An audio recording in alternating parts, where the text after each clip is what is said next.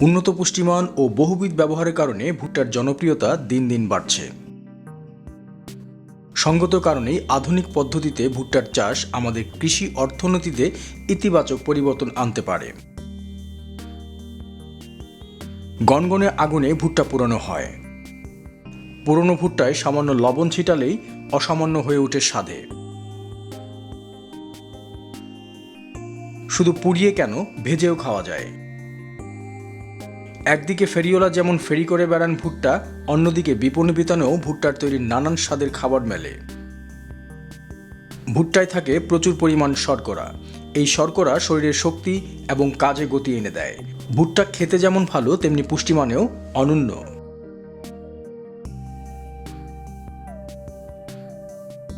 কেন্দ্রীয় স্নায়ুতন্ত্র ও মস্তিষ্কের পুষ্টির জন্য দরকার শর্করা।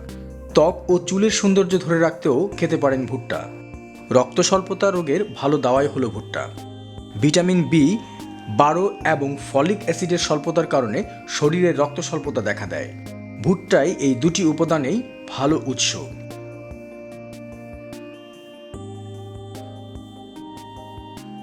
এছাড়া ভুট্টাতে রক্ত উৎপাদনকারী আয়রনও আছে প্রচুর পরিমাণে। মাংসপেশি ও কিডনির সঠিকভাবে কাজ করার জন্য প্রয়োজনীয় উপাদানগুলোর একটি বড় উৎস হলো ভুট্টা। ভুট্টায় থাকে প্রচুর পরিমাণ অ্যান্টিঅক্সিডেন্ট, তাই ক্যান্সারের বিরুদ্ধে লড়তে সক্ষম ভুট্টা। ভুট্টায় থাকে প্রচুর পরিমাণ খাদ্য আঁশ। দ্রবণীয় ও অদ্রবণীয় দুই ধরনের আঁশই থাকে ভুট্টায়।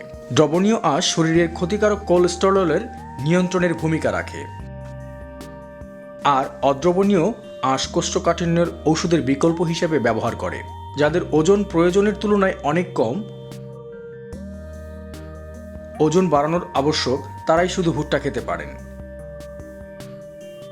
ভুট্টায় থাকা প্রচুর ক্যালোরি শরীরের মাংসপেশি বাড়াতে সাহায্য করে। নিয়মিত ভুট্টা খেলে দৃষ্টিশক্তির প্রখরতা বাড়ে। ভুট্টায় থাকা ক্যারোটিনয়েড, বিটা ক্যারোটিন চোখের জন্য ভালো। চোখের রোগ এড়াতে কার্যকর। ভুট্টা খেলে গর্ভের সন্তানের ওজন বাড়ে।